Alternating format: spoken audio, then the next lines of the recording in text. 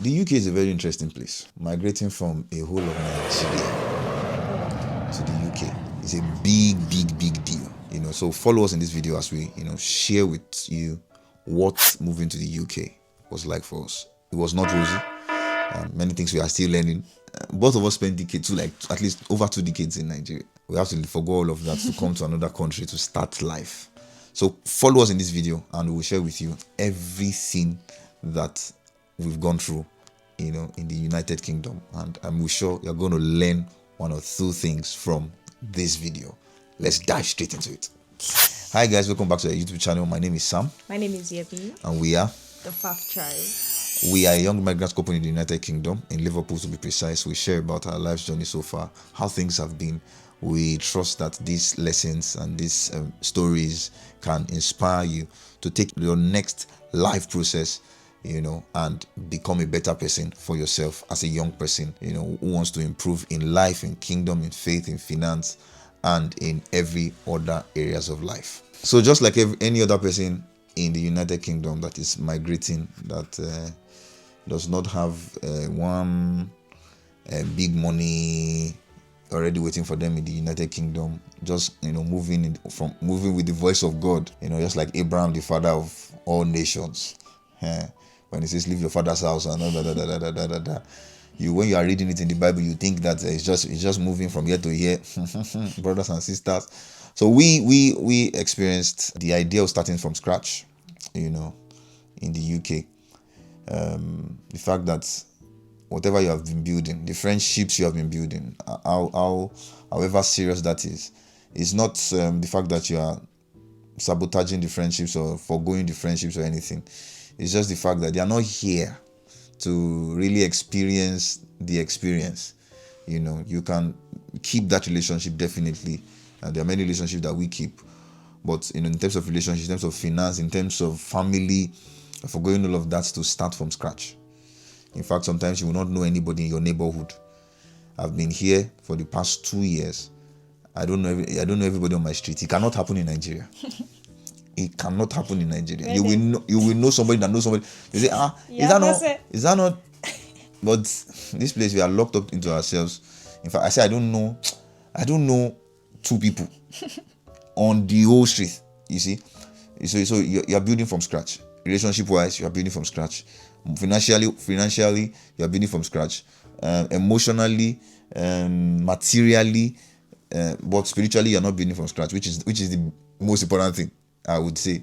But every other aspect of life, you are building from scratch. And for us, it was difficult.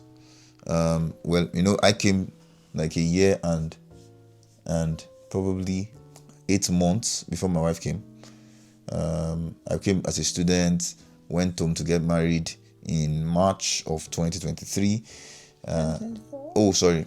In March of 2024, and then she came in July of 2024, right? So at least she's been, by the time the video will be coming out now, she would have been here for like 8 to 9 months. You see, so she has had a share of experience, close to a year of experience in the UK. So, but the idea is that we are starting from scratch, because the fact she came, and it wasn't like she jumped into work immediately. You see, so at least at some point we had to feed on what I was earning. You see that. So, but God did it for her quickly. She was able to quickly get a job, a good one. I would say good one, at least for our stage.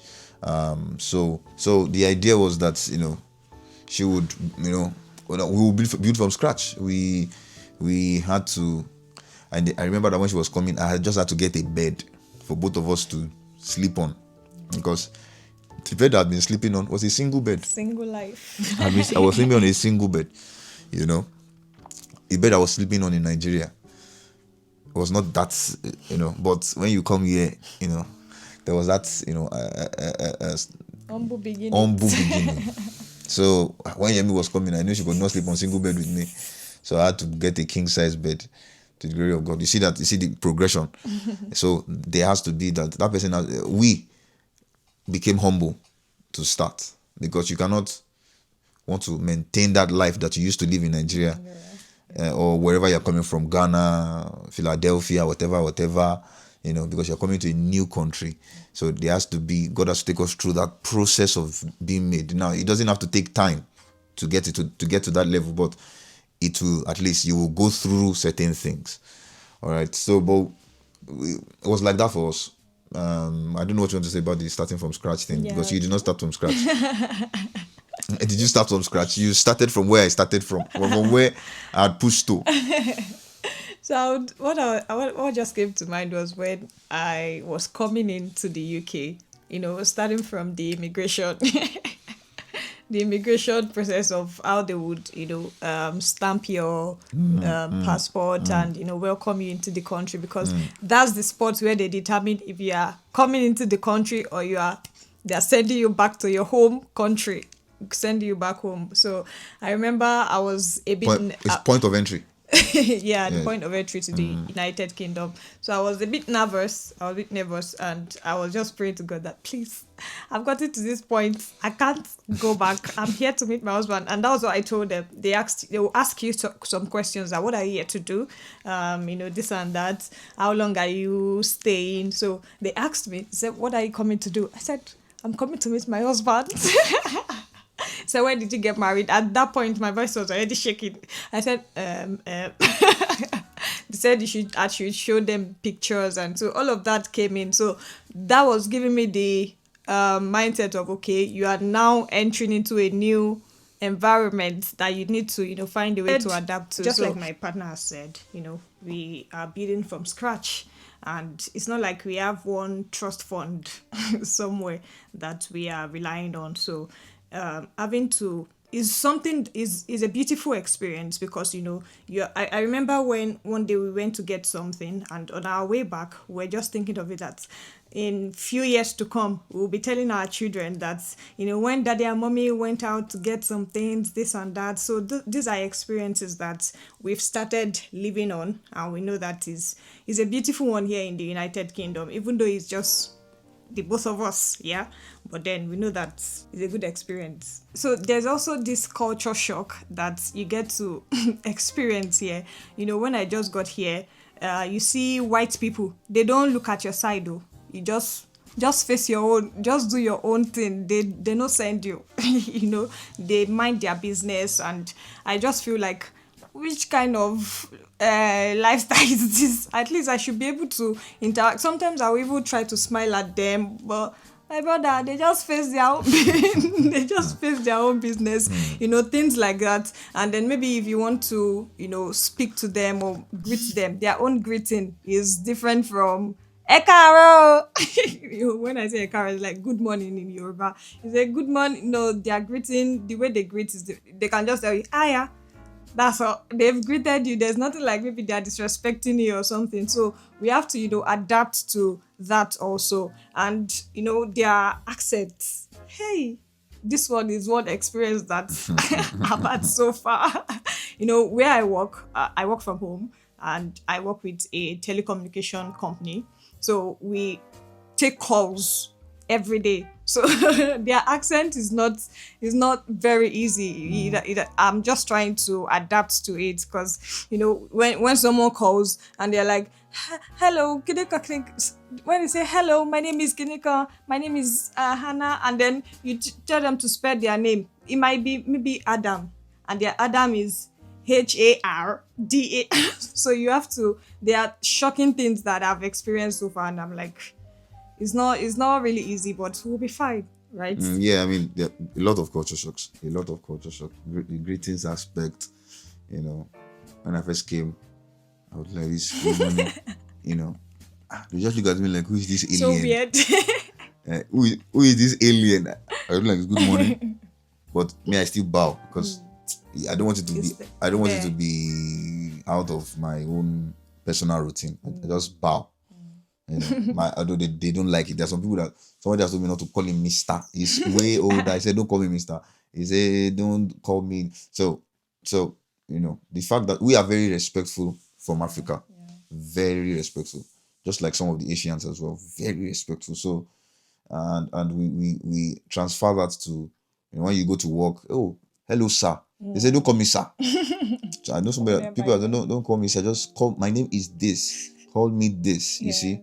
So that those are shocks because you're like, somebody that is the age mate of your daddy. I don't call him daddy, sir. You know, you say, call me, for example, call me Lennon. Lennon, you know, you are Mr. Lennon, you know. So, but it's a shock. And if you don't call them what they want you to call them, in fact, they count that as disrespectful, you know. So, you have to get used to calling people by their first name. Terrible, man. You know, by their first name. Culture shock number whatever is that the way they sound in Liverpool is not the same way they sound in Manchester. The way they sound in Manchester is not the same way they sound in London. You see? Scotland. In Scotland. That's another. So different accents. Yeah. Speaking the same English. So I had to think about it like, wait, which English am I speaking? That was when somebody told me that, we speak Queen's English. That our English is Queen's English. That's what we speak in Nigeria. But every other person has their own accent. So, you know, some accent you will not love English. If you hear the accent, you will not love English. I'm telling you for a fact. You see, so there was all of that. And another thing is that you have to the boring nature of this country. It's good that I have my partner. Before my partner came, I had, you know, nice, amazing people that we lived in the same house together. I'll call their names now. Bro Taiwo, Sister Kenny, Bro Isaiah, you know, they are nice people. So when we started, you know, at least I didn't feel it that much. But we know that anytime we are outside like this, oh my God. Apart from the fact that, okay, maybe you meet some people in school, because we were all students at the time. Apart from the fact that you meet some people in school, you will see that you are on your own. OYO. Everybody's on their own. You see, it's really boring. But one of the things that we do for ourselves is that we try to make it as interesting as possible because we are our own family. There's no... My sister stays in Manchester with her husband, but as close as Manchester is, we have not gone there once because of the nature of the country. You see, and that's not an excuse, but we have seen a couple of times. You see, we have seen a couple of times. We have attempted to go there. You know, there's been one or two things, but it's the fact that it's not like people are as... It's not like Nigeria that you can say, okay, let us quickly go and see. Just take Okada. There's no Okada. Any short trip you are taking like this it's a lot of journey. So I mean, there's nothing like a bike or something. You can't fly bike. You trek. Exactly proper trekking.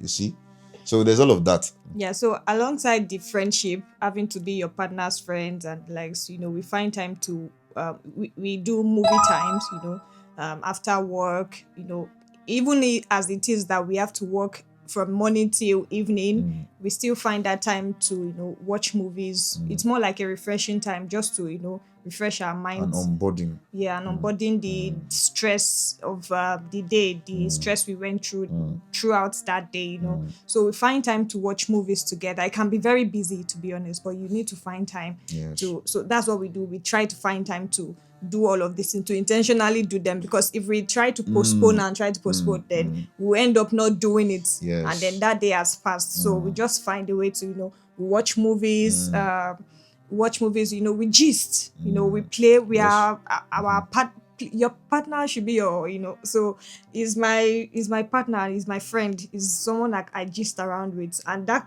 boils down to because we've built that friendship from the start. Because if we were looking at ourselves as one official person, it won't be very easy. So we, you know, find a way to we play around, we gist, we watch movies, you know, we just find a way to make it fun for ourselves. We walk. We take walks, yes, we take walks. Because those walks are very therapeutic, actually, to be honest. Because, you know, just walk around the block for like probably 30 minutes or 1 hour. You know, and, you know, gist, you know, just have a conversation, talk. You know, sometimes it's not the easiest, because sometimes she's just finished work and say, let's just take a walk, you know. So it's good because she will have been sitting down for long too. So, but it's just a bit of all of that, You have to go on walks, you have to gist, just like you said, you have to play, you have to, because the UK is boring. It's not like this one that let's go to Oshodi, let's go to Agege, let's go to Yaba. I had people everywhere. That in Lagos State alone. So in Nigeria, I walked. I remember my partner saying that don't worry, when you come here, you will sit down. I told her. She said I know that she will be going out. Because I walked. This day you hear me say, I'm going out for one program, I'm going for Yaza. How many programs are you going for now? You will go for program. Till today, I'm still telling him that we need to find a concert. At least just go out, but you can't compare how things have been done in Nigeria to this place. Factually, it's very boring. Food. Hey, me, I'm an African man, proper African man. I'm not like my father. My father like eba, but me, I like a bit of everything. So food was a major challenge too. I wouldn't say it was because because we are still facing some crankum. So there's the food thing. This is an English country, for example, and you don't expect that you will find all African stuff. Even if you find, it's going to be very expensive. So African food are very expensive. Ask any African that buys African food. Very expensive than the local ones because they have to import it. They have to bring it in. So it's understandable, right? You can't even compare how fresh it can be. Yes, you cannot. From the country they are, importing it from. Yes, that's very true. It can't be fresh. It can't give you that vibe that because this one sometimes you go to the farm, you will put vegetable. Yeah. And you cook, you're eating something. You'll be happy. This one you cook vegetable. You look at it like this. You have to bless it, like eat it in faith. So food is another thing. We had to even send money home so that they should send food. They should send African food. They should help us send, fish. Send fish, send amalas. Because I have not eaten spag rice. Can be tiring.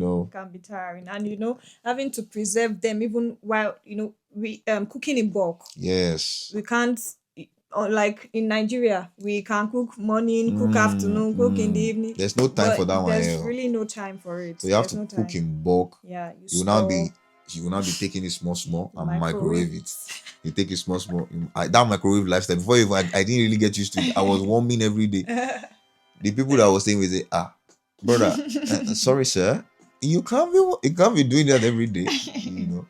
So it was really tough. I didn't mention that one of the first people I stayed with were Sister Titi and bro Bola G. Those are amazing people. Just in case they watch this video sometimes in the future, they will know that I acknowledge them. They're very very amazing people. So, but coming back to the food thing, bro, my wife is just even getting the hang of it. It's not like she has gotten like that, but she's just trying. It's war every day. When she will ask me, what will you eat?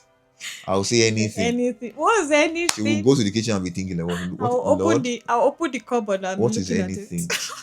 What is anything? Do you know the way I escape is when I ask him and he says anything, I'll say, okay, I'm coming. I'm coming. I'm praying on my way to the kitchen that Holy Spirit, we are in this together. Because it's not really simple, to be honest. You have to find a way to enhance the style of food we are preparing, and because if you say we are eating rice today and then beans tomorrow, okay, so what are we going to eat the next day? Exactly. So it's tough. It's a tough one. It's a tough one. So if you are looking to relocate, just be prepared. Bear these things in mind. It's not bad news. It's good news. I know, even looking into making timetables. I posted a video of someone from Nigeria.